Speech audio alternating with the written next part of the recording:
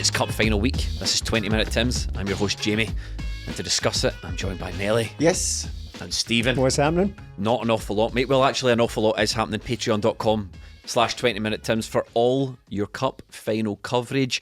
We're going to have live pre-match Cup Final breakfast. We're going to have scouting podcasts. We're going to have match reaction as usual, and you can get all of it by going all in on patreon.com/20 Minute Tims. Melly, cast your mind back. Last time Celtic played Rangers in a cup final, 2019, the Fraser Forster final. I will settle for not another repeat of that because I don't think I could handle two games like that in one lifetime, but I will take the result. How are you feeling? Oh, I get nervous now, The Fraser Forster one, just every emotion under the sun. The relief at the final was immense, but that was because the game was so intense and we were on the back foot so much. So wouldn't like a repeat of that, would like to win the cup. So it's building up to it now that you go through every single scenario. We beat them last time, but the time before that we could beat. So getting nervous now, looking forward to it, then getting nervous, then looking forward to it, but bring it on. Stephen, that was a reckless game of football. It was. I don't know what the approach was. I don't know what Neil Lennon's idea was, right? But it terrified the life out of me. But it worked. It worked. Charm. It was so perfect. Football and rope-a-dope. What to do is concede at least about 14 gilt-edged chances, save a penalty, go down to 10 men and still win. What a charm. Well done, Neil. The master stroke. Well, a lot of people are saying, in relation to Joe Hart, we have kind of said on this podcast in the past, and people have said online now, the thing about Joe Hart, he's never had the Boric game, he's never had the Fraser Forster game. Yeah. The point is, we don't want one of those. Never, ever you don't want your goalkeeper to be the hero. It's fine looking back on these, and if you win, that is, it's fine looking back on them fondly as the day that Fraser Forster truly became a legend because of that game. He had a final that could effectively be named after him now. Yep. But you don't want to sit through it. I absolutely don't want to sit through it. That was absolutely painful, that game. Excruciating. 2019 as well, in the before times as well, back when the world was innocent and young and we were never going to grow old. The sun was never going to go down. It was 2019. It was a different Celtic time. It was certainly a different Celtic team with a different Celtic manager. I think the question this week, the one that most people are going to be thinking about is, what's Ange's approach going to be to the game? What are Celtic's selection going to look like? Yeah, it's in many ways it's kind of, you think the team probably pick itself, but not necessarily. There are a few things up for grabs.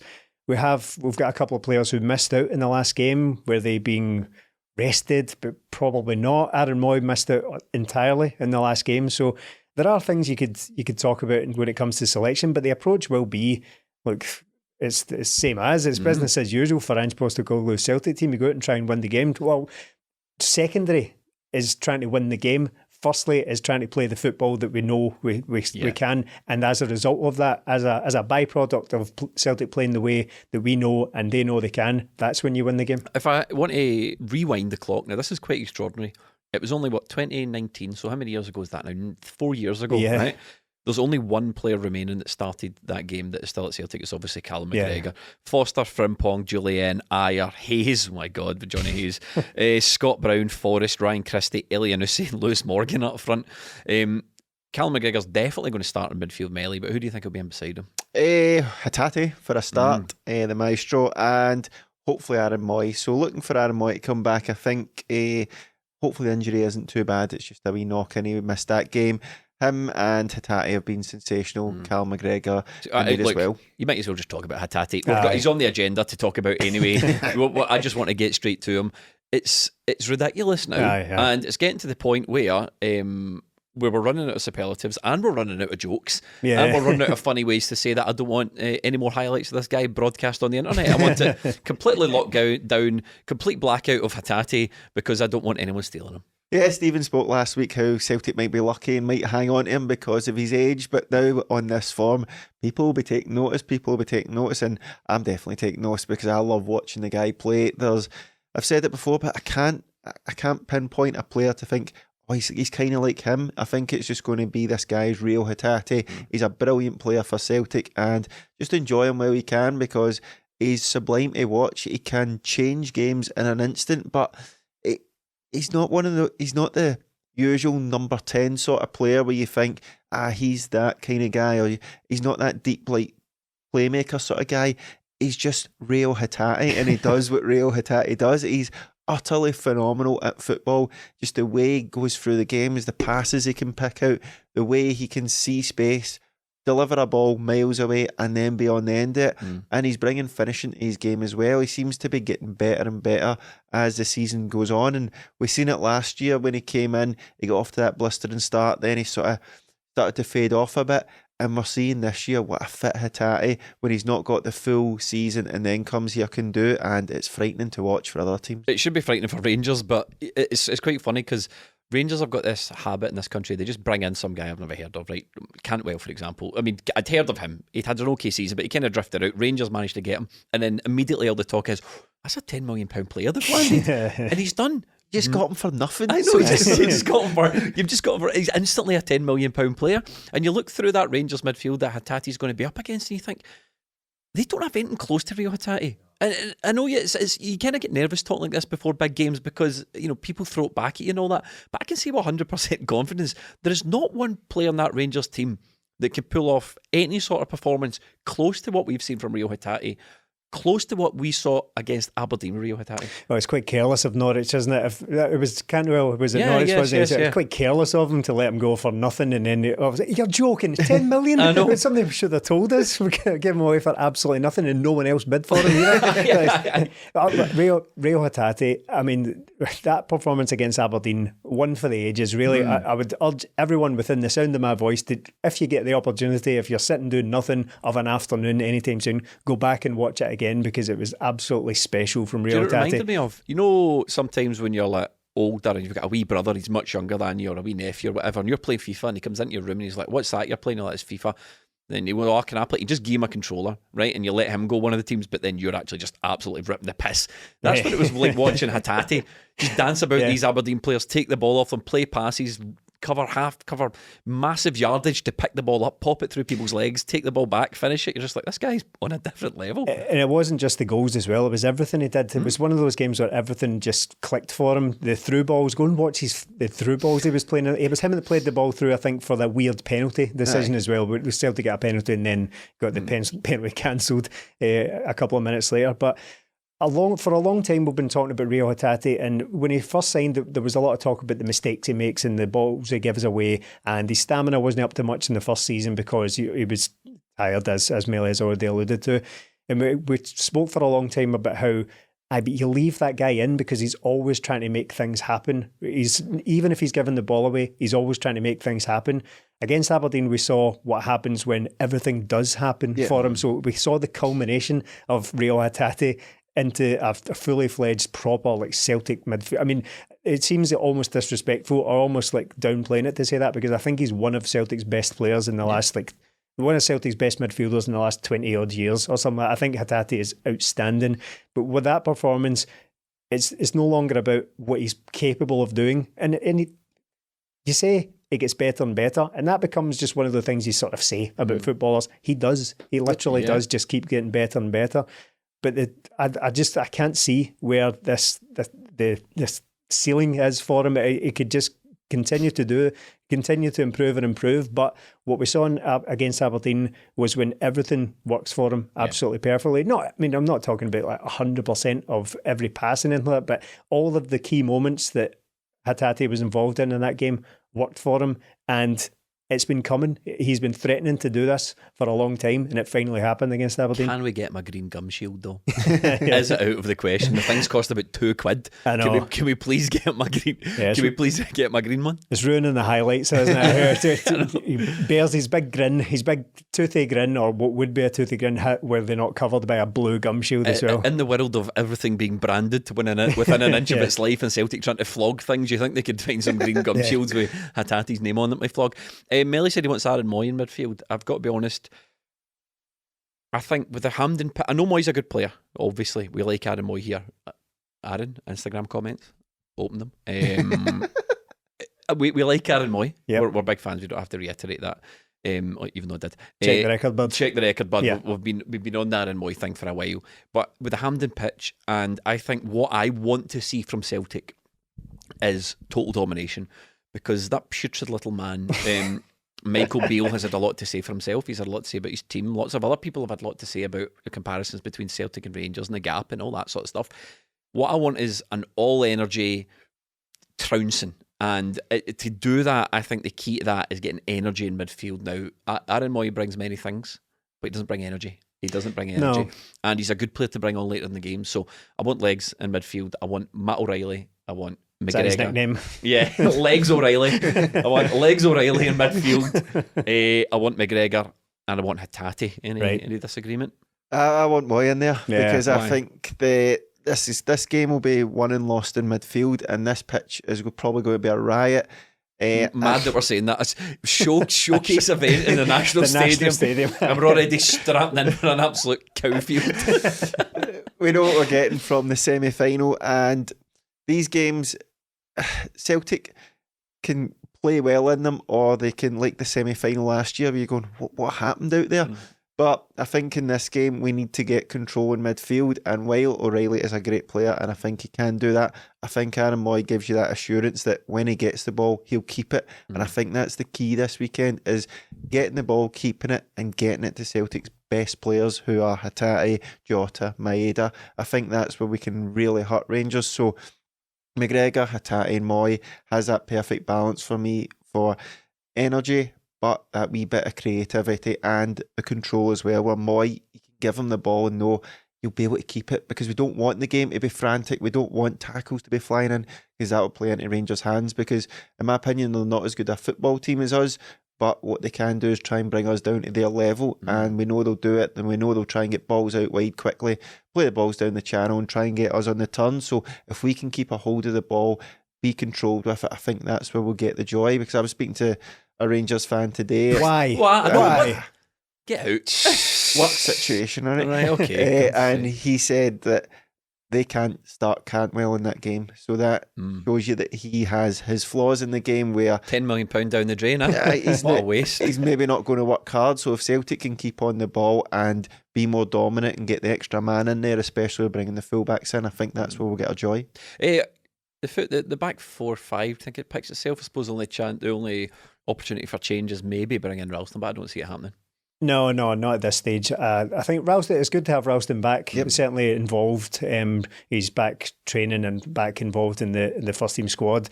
But I think it would be, I'd be very surprised if he get pitched straight into this, because I think Johnston's been pretty good, to be honest. I don't think he's been absolutely outstanding. He's not been blowing any minds with his performances so far, but he's been very, very steady for a guy who's just arrived and has just slotted in. Looks very comfortable, looks very assured, looks like he's been here for a long time. Tough test for him though, isn't it? Up against Ryan Kent. I mean, we know what Ryan Kent. Ryan Kent. He scored against us in the last game. He can be dangerous coming in off that left hand side. And that was with Johnston as well. We turned inside Johnston and scored that. And he also needs to be wary of the diving. I mean, he does a lot of diving. Ryan Kent. That's his hanging to it. I had to laugh. He got booked for diving recently, didn't he? Yeah. Kent. There was an incident where he got booked for diving, and Beale was talking incredibly enough. We just don't hear enough from Michael Beale, do we? Same old. But he was. I've got a funny feeling he won't be saying much after Sunday. But okay. He was. They're saying that it's just not the type of player Kent is. It was out of character for him. Weird, because we've been saying he's been a diving scoundrel for about 3 years. The Ryan Kent thing is picks the ball up in the left melee, cuts across, waits for a defender to make some sort of challenge, and just crumples into a heap, and a compliant referee gives him the free kick. That's the Ryan Kent tactic. Yeah, he leaves his legs in so he can just go down and up. Definite penalty. We've seen it a lot with Celtic. We used to get mad at Lustig for, don't we know what he's going to do? Stop doing it. But I think he will be a threat on the Hampden pitch. It's what they do is try and get the ball to him. I think for Celtic, I'm happy with the defence. I think it's solid. But I start to worry wee bits, like during the Aberdeen game where Starfelt and Joe Hart, like, what are you doing, lads? Can I just stop there? It's boredom, right? Joe Hart's bored, right? And no offence to the guy, but it's an awfully long time to be standing up there with nothing to do. And it's not a game of fives where you can shout, Whose turn is it? I mean, he's in there the whole game. So I think that's why. I honestly think there's an element of that. I hope you're 3-0 up and the ball's coming. He's like, just give me a touch of the ball, man. Reminds me of the time I played fives when I was about 15 or something like that, and some guy who I'd never played with before, but some guy turned up and he was in, and the word in the street was, right, don't tackle him too hard because his dad's mental, right? So, and right, his dad was a bit of a basically, dad's a gangster or something like that, right? And at one point he was in goals and somebody passed it back to him from his own team, and he just picked the ball up and threw it in his own net so he could walk back out, and nobody said anything about it, just let him do it. So Joe Hart's 5 minutes away from doing that, I think he was just really bored. But I think just the way the Aberdeen game, Celtic didn't give Aberdeen anything until Celtic, 2 players in Starfelt and Joe Hart with a couple of, luckily it fell to Johnny Hayes and we know the rest, but I think with those two, awful. Just nothing stupid, lads, nothing stupid, no slack back passes, no Joe Hart turning into his own goal with the ball, and no Joe Hart running out too quick to the ball rather than just letting it in. So you just want Joe Hart to maybe go and watch the Fraser Foster performance and take a few cues from it. He doesn't have saves to make. It's just calm it, Joe. Yeah. It's fine, and don't turn in towards your own line with the ball, because we've seen it at the weekend. Yeah. That happened in one of the games in the league, and there was another game in the European game during the week as well. Germany, was it? Or something? So just calm it, guys. Just defend, and we'll be fine. Keep it simple at the back. Greg Taylor's looking good as well. Oh, yes, a couple of really excellent, nice through balls from him. Him and Maeda work so well together. He finds that ball in behind. So. Did you see the graphics Celtic put off the lineup against Aberdeen? You know how they before kick off they put the lineup, right? Oh, he's staring at you. Every way you move, he's still. I know. So they've got like the picture on a Celtic player, just like they do this thing where they sort of they've obviously been told like you need to look serious. So he's like, right, they do like a smolder, but Greg Taylor's like that. It looks like you parked over his driveway. He's like that. He's like a bit tuned to just dial it down a wee bit, man. No, I haven't seen that. Keep an eye out for it. You can still find it. But Melly's already said, I suppose we just have to discuss the rest of the lineup here. Maeda and Jota, for me, no brainer. There might be a temptation to put a bad on. He does tend to do things against Barisic. Yeah, definitely. And I assume that, I think it's fairly safe to assume that Barisic will be their left back. I think he'll probably pick their back four, and it will be Tavernier, Goldson, Davies, the one that got away. He said no thanks, and Barisic. I know. Thankfully, $4 million they paid for him. Thankfully, we missed out on that one. So it will be that back four with McGregor, the angry man, very, very deeply disturbed man, working through some stuff. Jesus, working through some. Did you see the on Partick Thistle thing? I know it's a couple of weeks old now, but a couple of when they let. He just couldn't let it go. No, he just couldn't let the Partick Thistle guy just tap it in the back. For what? That's what you like to see. He gets it. That's embarrassing himself. Man in his 40s, making a spectacle of himself again. But he needs some cold water therapy. He needs to talk things out. Is what he needs to talk. That is the very, very mild case to be made for Abada, is the Barisic thing, because he always does terrify Barisic rather when Abada's on the pitch. But I think all of those things Jota is going to be better at it. Jota's good on the right. I know he's probably more effective coming in off the left, but I think you make allowances just to get Maeda into the team. Jota's perfectly good on the right, and I think I've said it before this season. I think Jota might be their strongest winger in both positions. I think he might be the best left and right winger we've got. So I think you find a place for him regardless, and Maeda is a kind of best bet on the left if that's the case on the right. Celtic are just inches away a lot of the time from Maeda being on the end of something or getting somebody on the end of it. So I think he's playing great right now, but I think with Jota and Maeda as well, we've seen it at Ibrox last season, the 2-1 game, the defensive work those two put in as well. And look, Rangers' main thing is getting out to the fullbacks and hitting those early crosses, like I said. So if they took it, we know what we're going to get with Maeda, and Jota, I think, goes underrated sometimes, his work ethic in these games. So these guys are going to be on it going forward and coming back the way, because I think that's how we can stifle Rangers, really, because if it goes into their midfield, they're no too great at playing it about, although they've got this new Belgian guy who's worth 15 million after signing for £1 million as well. So I think if we can stop him somehow and we can cut off the supply to the fullbacks, then Jota and Maeda will play a massive part in that. It's the niggly disruptive fouls that we spoke about this last week as well, but the amount of fouls that Celtic concede, but it's because they're so effective. It might seem against the spirit of things, but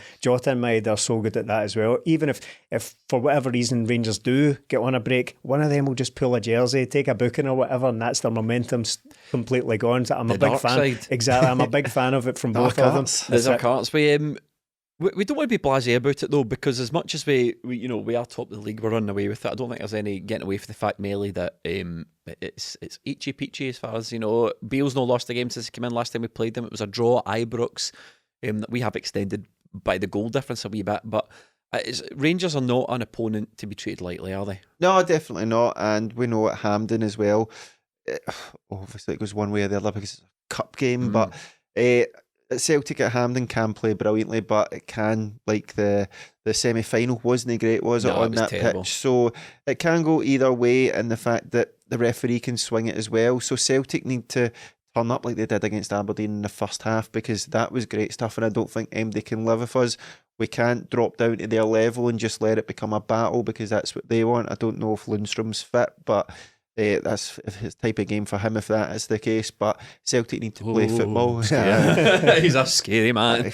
He'll stay a fuck out of you, mate. Celtic need to get the ball down and play and do what we do best. So I think if we can get the ball in midfield, really overload it in there, I think that's where the joy we can get. And the pitch is going to be annoying. Why can't they just get this right? It is coming up for March and we're worrying about pitches here in Scotland. So the things that worry me aren't Rangers. Look, Rangers have improved massively. Like you said, they're obviously winning games. Some of them not so convincing, but still they would have dropped points earlier in the season in a lot of these games, but they're not doing that anymore. But there's levellers in the pitch and the refereeing performance as well. So Celtic need to be on their A game. I mean, they will be. They're clearly our hardest opponent, and they will be for the rest of the season. And what Melly said was that's the one thing that gives me a bit of trepidation going into the game. The performance last time at Hampden against them was dismal. Yeah, very, very disappointing indeed. And it's probably the worst I've seen an Ange team, really. Domestically. No. And I suppose in some ways the last performance against them at all was quite disappointing as well, as the 2-each draw, despite the fact there wasn't a defeat. And any kind of away score draw against your biggest rivals is technically a decent result. It just felt quite deflating at the time, because I thought we played within ourselves and got a goal. A couple of weird selections back then, but that was because not start James Forrest. He's not started the game since. He's barely played more than 10-15 minutes at a time. Well, they call him the clothesline for hell. He did. He certainly did. That was absolute cracker. I hadn't spotted that at all at the game. I wasn't even aware of it until I saw a still from the other side and him just kind of lying on his side, staring, almost looking exactly right at the camera. That was hilarious. In fact, that, and did you see Greg Taylor's interview after the game? No, I missed it. He had hiccups. He could barely get through everything. He kept hiccuping. It's pretty funny.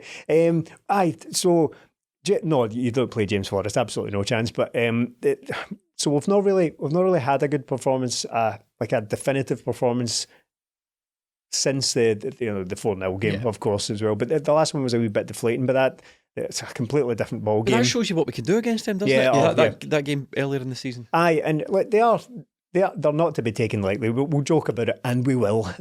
Oh boy, will we! But it will be a challenging game. As much as it sticks in my throat to say it, they have been in decent form, and Celtic have been playing really, really well. We just kind of quite shake them off. I mean, they're in a good position, 9 points cleared, and the goal difference is extending, but we just kind of quite kick them off the back of the truck here. From their point of view, about the kind of catches despite winning all these games. Exactly, and something we've spoken about before, but Mick Beale claims that the gap's absolutely nothing to do with him, but was quite literally specifically brought in to fix that gap, and he hasn't done it. So, but as much as that doesn't really come into it here, they have been in good form. They've been certainly in better form since they had Giovanni van Bronckhorst. So it is a concern. I think it will be tight. I think it will be difficult. But I just look at Celtic just now, some of the quality they've got, the way they're playing. The Aberdeen game petered out a little bit in the second half, but some of the first half football was astonishing. The problem I've got is that we know this domestic league, there's another manager lost his job in the midweek there. No, have I made that up? I feel like managers. I feel like managers are losing their job every single week in this league.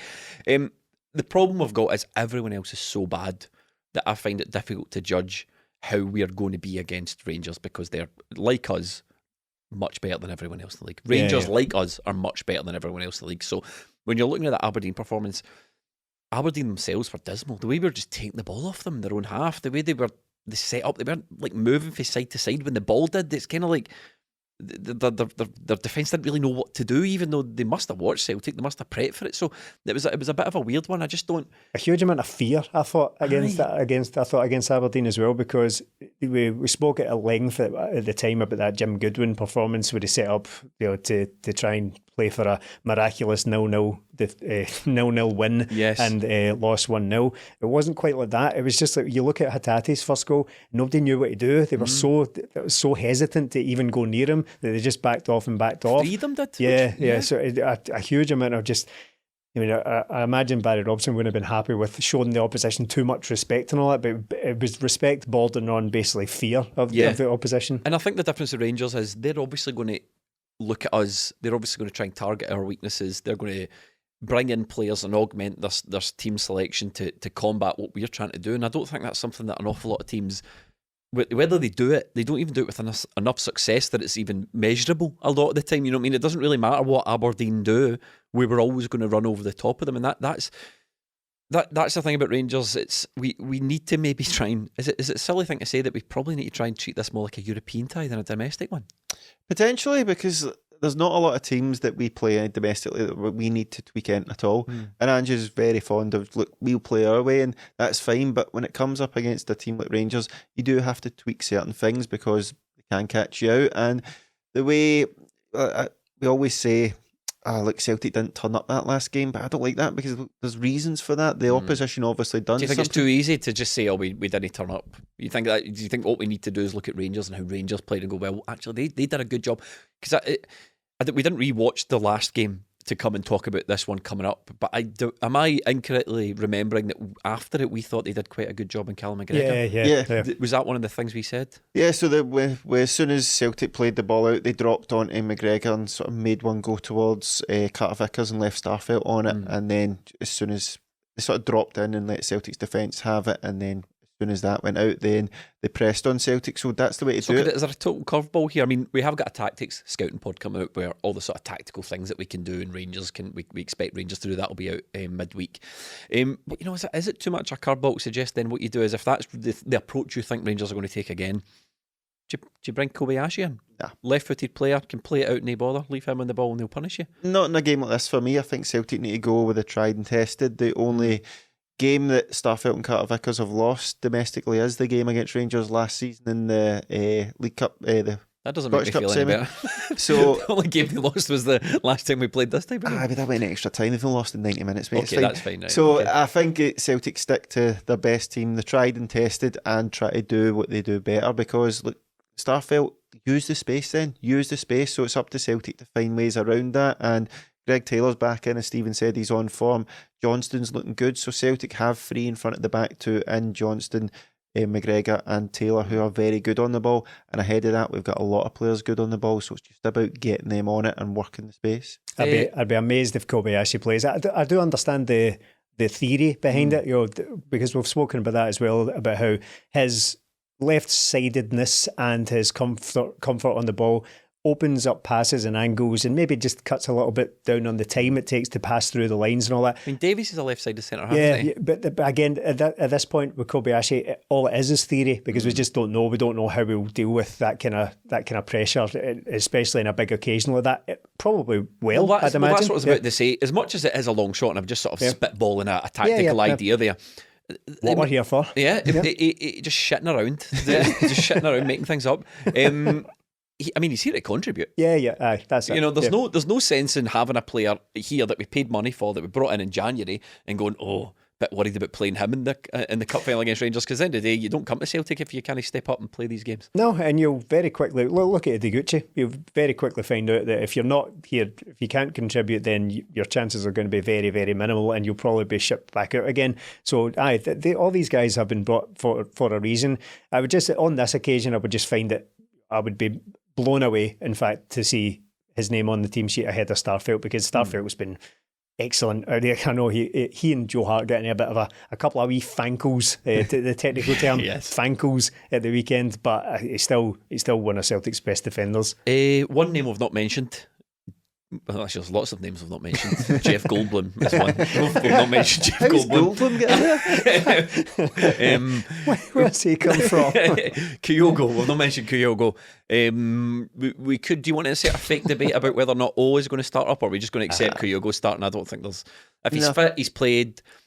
You said on the Match Reaction podcast, Mel, I think it was yourself, you said even if he's 60% fit, he's played. We've seen that before in cup finals. No brainer.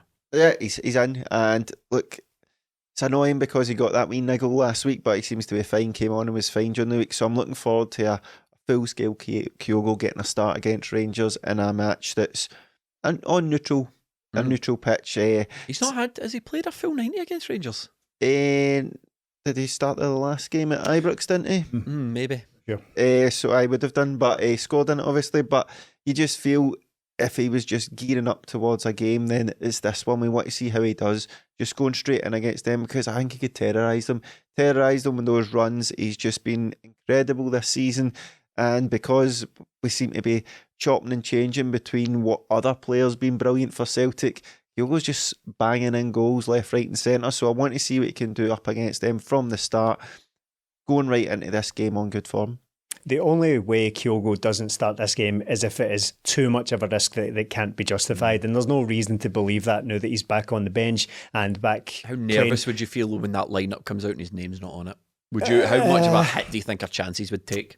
Significant. I mean, he's our best goal scorer. There's no getting away from that. He's been absolutely great recently, banging them in. Sorry to interrupt the talk, Ovi, but just keep reminding me of something. Like, we look through this team and we go, HATATE, the best midfielder, one of the best. Carter Vickers, best defender, and Jota, probably the best winger. Good times, eh? Yeah, but Kyogo, best striker in the league, right? But that's not the way even remotely Rangers fans see it. No.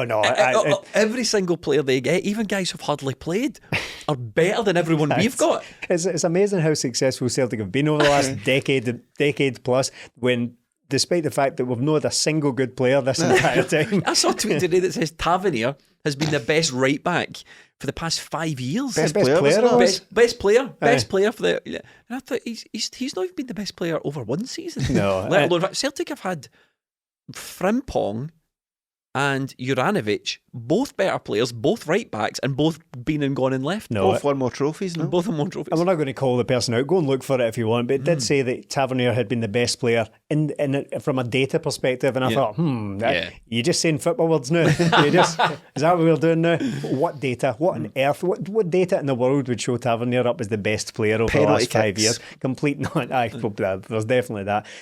Kyogo plays unless he's absolute.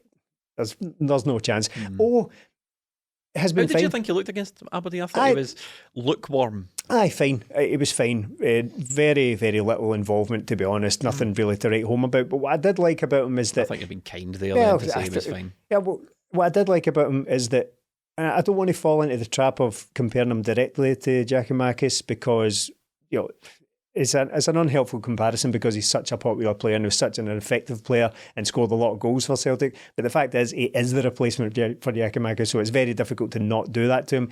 But what I liked about him, and where it relates to Giakoumakis, is that he was very much a between the post striker. That's the position he was taking up. He wasn't drifting out wide or dropping into channels or anything like that. He was just I'm between the post. That's where you'll find me. And he was inches away on a couple of occasions, inches away from actually getting on the end of something. So I like that about him, because that's a completely different dimension to what Kyogo offers.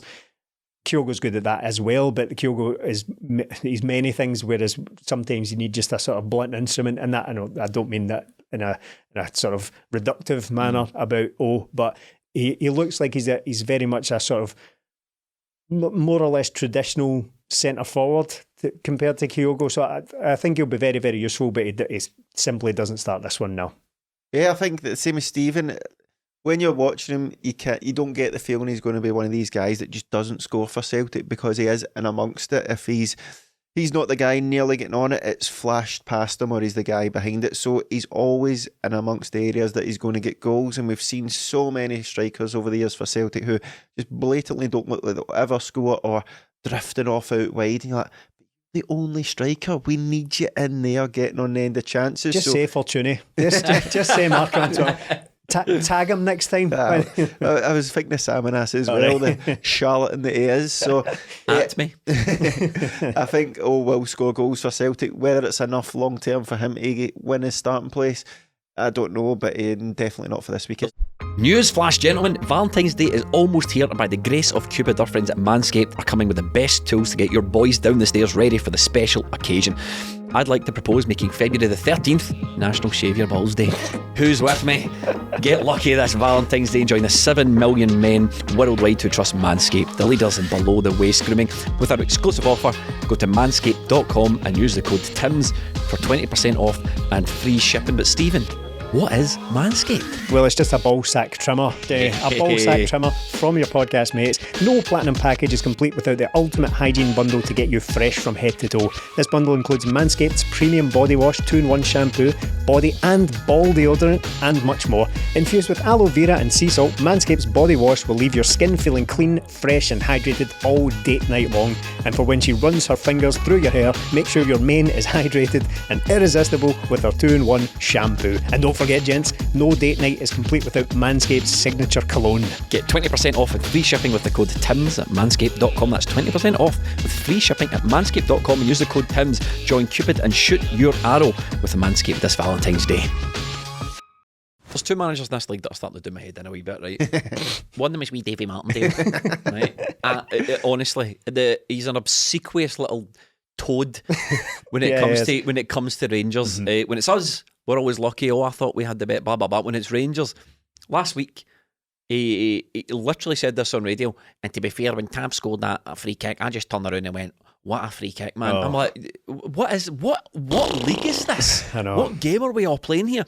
Another one's Michael Beale, because it's obvious that since he's came in, he's thought, right, I need to get under Ange Postecoglou's skin a wee bit. And to be fair to Ange, he's no really risen to it. He's slapped away a couple of Michael Beale's comments, but it's clear to everyone that Michael Beale has thought, here, I need to disrupt things a wee bit. I need to try and get under Ange's skin, and that's what he's trying to do. Ange, on the other hand, in his post-match interviews, he's not saying an awful lot, and it's been like that for a while. And some of it, I think, is the asinine nature of the questions. You done well today, Ange, didn't you? What did you make of the game? Now, usually, when you ask a football manager that, they'll go on and they'll pick things they want to talk about, but Ange's not really there to do that. And they're not asking him any specific questions, or how did you deploy such and such player today, or I thought it was wonderful that X happened in the game, and you'd probably get a better response out of Ange asking that. But it seems like, Michael Beale, Ange's lucky. This constantly banging on about the gap. Michael Beale talks about Celtic more than what us three do. Yeah, this is our job. We do this all week. He talks about it. So I think, Melly, there's part of me that thinks Ange is just waiting till after this game, and if we get a big result, or if we get a positive result in this game, Ange is going to take a big bear paw and just go right over Michael Beale's mouth. Big paw of his right over his mouth. Bit slabbery though, you want to you may want to watch it after that. Yeah, I hope so. Like, Ange knows what he's doing here. He concentrates on the football, and remember Scott Brown said it not that many years ago actually. We do talking on the pitch, and Celtic have done that. We don't talk about dignity and respect, and what standards is the latest word they're using these days. We just see Raskin, the player Raskin that they signed, that £15 million boy for Belgium that they got for nothing. He said something along the lines of, last week he said, I know Rangers, like Celtic, are the best team in the league, right? And you'll obviously get chastised for that, because earlier on this week, or maybe no, not this week, it's Monday, so subsequent to that, he went, I think Rangers are the best team in the league. I'm like, he's been told off. Yeah. He's been told not to mention Celtic again. They obviously get handed a dictionary, don't they? Well, they do. These are the words to use. These are the phrases to use. Use that. Because when Cantwell signed, he says, I've got the battle fever on. He's been here 5 minutes, and they've not even been saying battle fever for 3 years. No one will ever top Joey Barton. No, do you remember his spiel, the tweet about how to be a Ranger? To be a Ranger is to... what is it? All that this institution holds. To be a Ranger is to recognise the sacred trust and the... What are you... This is words, union nonsense. Words salad. Union nonsense, but... Union, sort of rebranded, have they?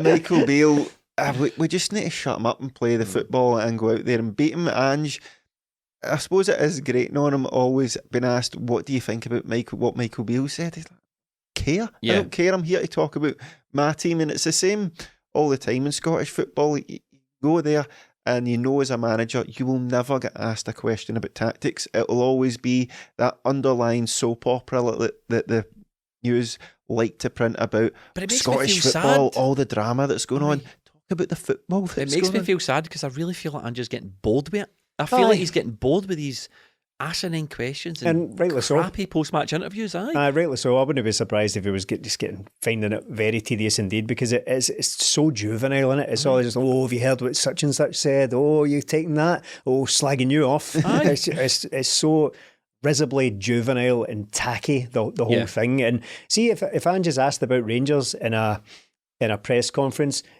if it's relevant, and it is this week because they're the next opponents, he's always respectful. He always talks about the football, he talks about the challenge, he talks about the opposition, he talks about how much of a difficult game it's going to be. And that's no different to any other team. I'm not saying he's like bumming up Rangers. Every team he's ever asked about, when it's pertinent, when it's relevant, when it's time sensitive of that week, he is always respectful about how it represents a different challenge and all that. And yet everybody else is just chipping off about how if such and such is lucky, that standards, as you say, Mel, it's so pathetic. He must come here and go, these lot don't take their game seriously. Yeah, these lot are not interested in football. Bowling club, the whole thing. It is. And as well, to give them a wee, not even an ounce of credit, but just a wee thing, like, it can be quite difficult to go up to Ange after every game and go, another victory, Ange, you absolutely destroyed that team. How do you frame that every week? Because we're just going out there and winning games and controlling them. That's it. But that's their job. But first of all, that's their job. Yeah, better. That is literally their only job, to find questions to ask Ange Postecoglou. Secondly, it's you pick something for the game, you pick something interesting, you pick something tactical, you talk to the guy on his level, find something he wants to talk about. And therein lies the problem. There's nobody on his level. Well, that's it. There is nobody on Ange's level. But even, it doesn't have to be on Ange's level. It just has to be at least an attempt to acknowledge the fact that he is a professional football manager. If you give him that respect, I think you'd be surprised at how well he engages back and actually offers you some time and some... I mean, we've not been a pre-match thing for ages. I don't know what's happened to that, but it's... At least I found when you were at these things and the fan media people asked a question, he responded better to that. Oh, yeah. When he responded to the journalist stuff and all these sort of asinine questions that they ask him. I don't think any of us have ever made him rub his face. No. And memes himself every single time. Know, he's so sick of it. Do you think he's a difficult man to get along with? Because Christopher Jullien did. Oh yeah, some comments this week from Christopher Jullien. I have to admit, I fell for it. I gave them exactly what they wanted. When I read the headline, it was... Clicked it, didn't you? Something along the lines of Christopher Jullien makes bold claims in savage attack on Ange Postecoglou. I read it and I thought, do you know what?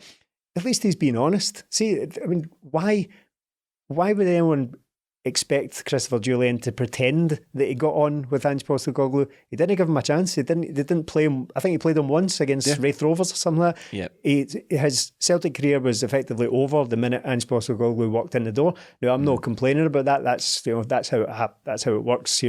That's how it crumbles cookie wise, as you're fond of saying, Jamie.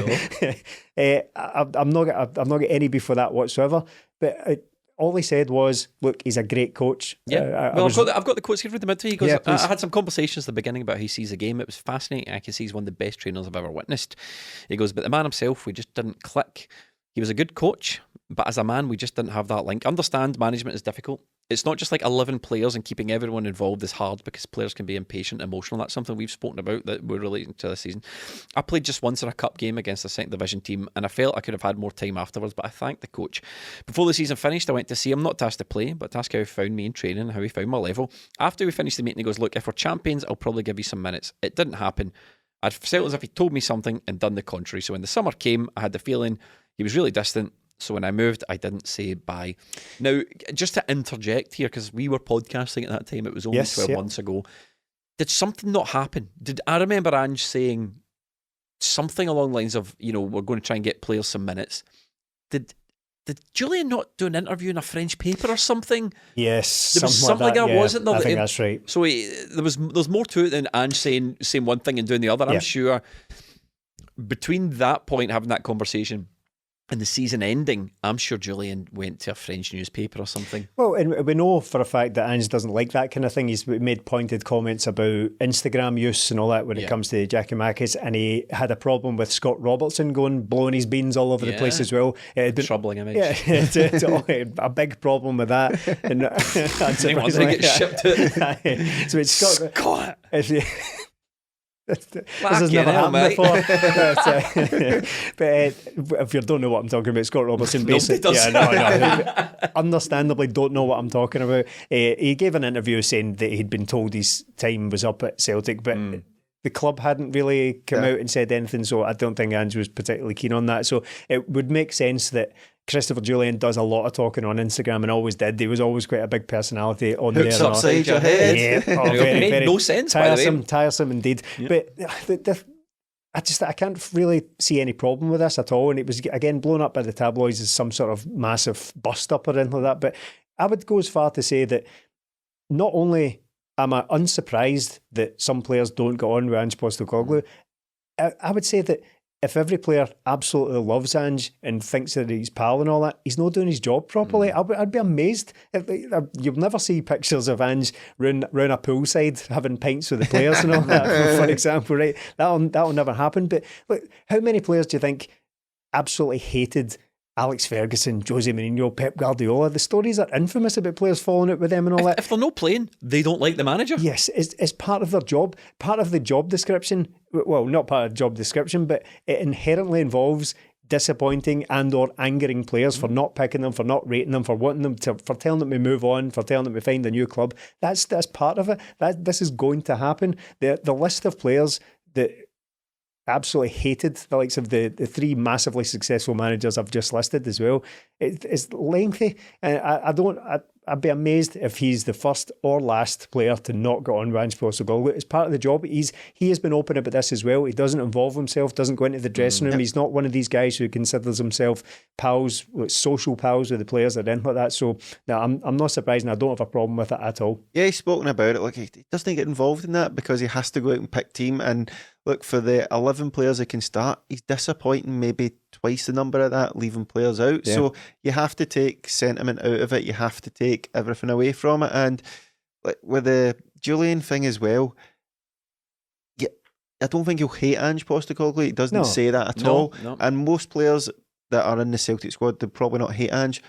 They might not like him, but they will respect him. They will respect him because he said he's one of the best trainers I've worked with, but we just didn't get on. That's because he wasn't playing yet. And when you were injured, Ange Postecoglou came in, built a new defence, and you came back. Nobody's fault there. That's just the way it had to happen. And the team moved beyond Jullien, like we said. So that's going to happen in football all the time. In many ways, it's a good filter, isn't it? Like, if you are Ange or Neil Lennon or any football manager or Pep, you have to stick to your principles. And as you go through football and as you go through management and the team, there will be players that don't make it through the filter. They don't like your attitude, and they're best gone. There's no bad blood. I'm just sitting there going, that Dick Jullien was lazy, never trained, I didn't like him, never respect. No, that's fine. You go find a manager that works for you. Go find a team that works for you. Joe Hart, something to him twice. Yeah. Pep Guardiola got rid of him from Man City, and then famously Nuno got rid of him from Spurs. Very insultingly told him he's never going to play again. His legs don't work and all that anymore. I'd love to hear more of these conversations. I mean, remember that? I mean, it's not Celtic related, but remember that really famous conversation that Mourinho had with Dele Alli? Yeah. You know, these conversations happen in football. And Mourinho was right all along. Dele Alli is bang on, man. Wow. But with the Jullien as well, like, if we win the league, we'll give you minutes. The league was won in the second last game of the season. There was one game after that, which was Trophy Day, and you're wanting a couple of minutes instead of some guy who's been there for the whole campaign. It doesn't quite work out like that. If it was this season and Celtic win it with a couple of games to go, then you could maybe give guys like that a chance. But to turn round to Stephen Welsh or Starfelt or Carter Vickers and say, look, I'm not starting you for Trophy Day because Christopher Jullien wants to play. Football doesn't work like that. You give the guys who deserve to play the chance to play. Jullien had his chance in training. Team just moved beyond him. It's nobody's fault. He was injured. Well, it was Barkas's fault because well, it comes full circle, doesn't it? Because Jullien being the hero of that cup final, the guy that won his last cup final against Rangers. So And the guy who went to Dubai on crutches and gave everybody COVID. Yes, well done. I remember that. That was so bizarre. But look, I'm trying to bring it back to the cup final just to close the podcast out. Join us on Patreon. We have got loads of cup final stuff. It's when we really gear up. We're going to do a live cup final breakfast. It's the build up for the cup final with your 3 podcast pals on patreon.com/20minute Tims. I'm nervous about the game. I just want to put a button on my face. I'm nervous on the game. I think we need to be right on it. We need to be right on it, and it's very difficult for me to judge what a right on it Celtic team look like right now because of the quality of opposition. But Rangers in the same boat. Rangers have not had anyone anywhere near as strong as us, and they get absolutely gadushed in Europe against top class opposition. Yeah. The 2-2 game, you're right, they did a good job against us. Can they pull that trick one more time? Will we find a way to do it? Can they do that to McGregor and Rio HATATE and Aaron Moy if he plays, or O'Reilly all at the same time? I'm not sure. No John Lundstrom. I'm not really. Morelos looks like a busted flush. The guy's a busted flush. So they've got Roof back. They've got Kolach. Tillman missed the last game right enough. He's been quite impressive for them recently as well. He caused us problems. He's got a hamstring problem. I think Jack has missed the last game or so as well. Yeah, good. So not because I'm frightened of Ryan Jack. Just the more misery that piles into that man's life, the better. So it's going to be a really tight game, but I think we owe them one. I think we all want to shut up Michael Beale. He stood in front of the mirror and he said Postecoglou 5 times. I want Ange to appear behind him and cut his head off for his comments. That's what I want. But it's going to be a tense 90 minutes. It's going to be a fraught game in a terrible stadium on a terrible pitch. Melee. You're really painting a nice picture of how my Sunday's going to go, but it's going to be horrible, tense when you're watching the game. But at the final whistle, the elation, you'll forget all about it if Celtic wins. So, as always, Celtic, fight and win. Fight and win. Yeah, I'm equal parts nervous and confident, but that comes with not only a cup final, but a cup final of this nature, a big derby and all that as well. It's always going to bring with it certain I'll be honest, my main thing is wanting to shut up their manager. That's the main thing. 100%. Yeah, absolutely. I mean, with that will come slabbery little grease ball. Yeah, little pot-bellied weasel, little slug. Little slithery little slug. We're getting coarse now. Yeah. Too much swearing on the podcast. Don't think you win a podcast award for filth. No. But it's very, very similar to how I approach pretty much all of these games right enough. There is all that always that childhood trauma where I dread games against clubs called Rangers. So it is that, but I have to, the cliche is the form book goes out the window and all that, but it would take an awful lot to throw Celtic's form that they showed against Aberdeen entirely out the window, as if we're just starting from baseline, starting from scratch. I look at that game and think, nobody can live with that in this country. Rangers are the best opposition we're likely to face in this country, but even still, that's a level beyond. I just need to hope that Celtic can bring that to the game, and they can. Of course they can. That's the whole objective. That's Ange's whole thing. On a wee measurement between the banter years and the childhood trauma, but more towards the banter years, but quite in the middle as well. Yeah. So it could be even, but we should be able to shade it. And on that, support us on Patreon, you shits. And if you don't support us on Patreon, follow us on YouTube or leave a comment or retweet us or tell your dad about the podcast. Tell your friends about us. Join us for the live build-up on patreon.com. Thank you so much for watching and listening, and we'll see you next week.